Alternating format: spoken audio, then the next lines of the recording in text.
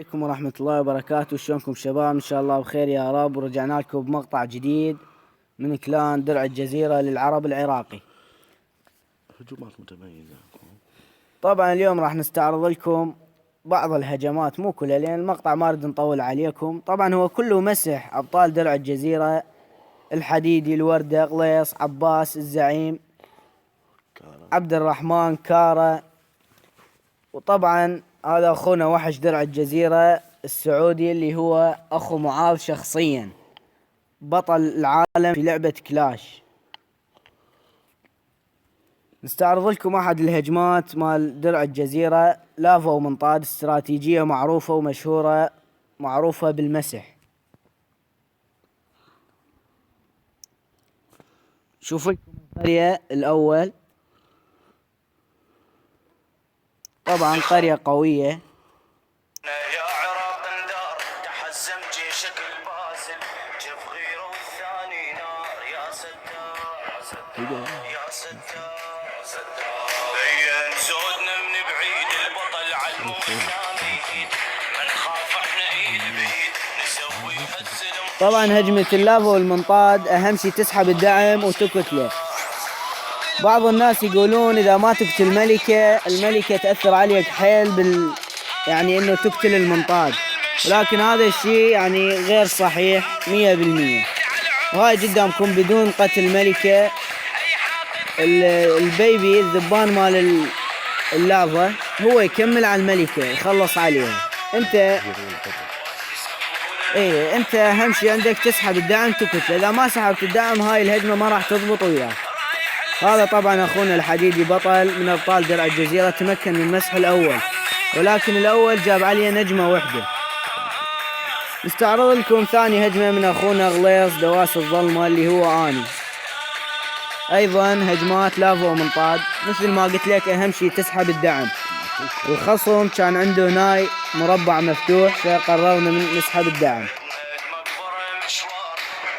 طبعا سحبنا الدعم، واحد سوم واحد تسريع، لافا ومنطاد.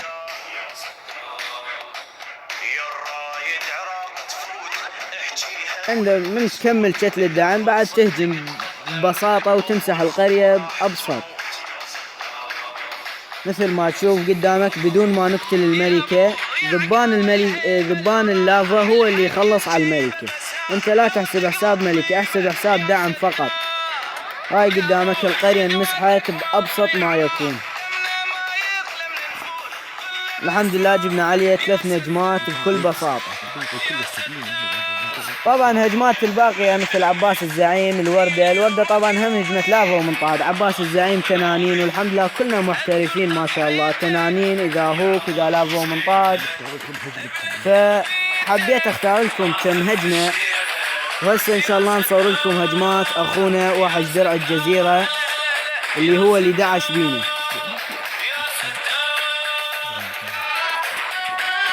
اخونا وحش درع الجزيرة هجم على التسعة وعلى الثاني، طبعا استهزأ بالعدو وجاب عليه نجمتين الا شوية 49%.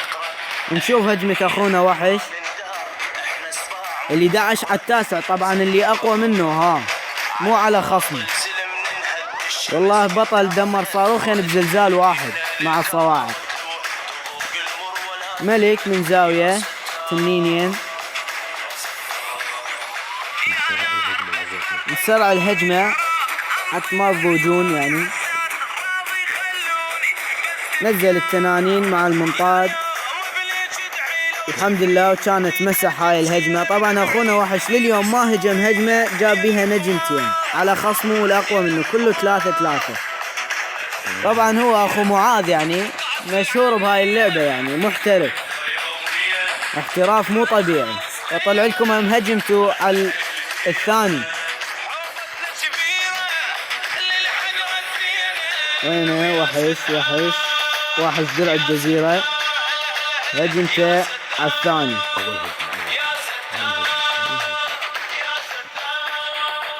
هذا طبعا الثاني بيت 10 وهو بيت 9، ولكن مو 9 يعني جنود بعد 8 يعني.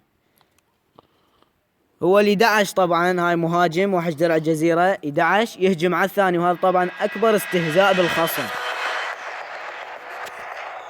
شوف شوف شوف دخلت تنين محترف.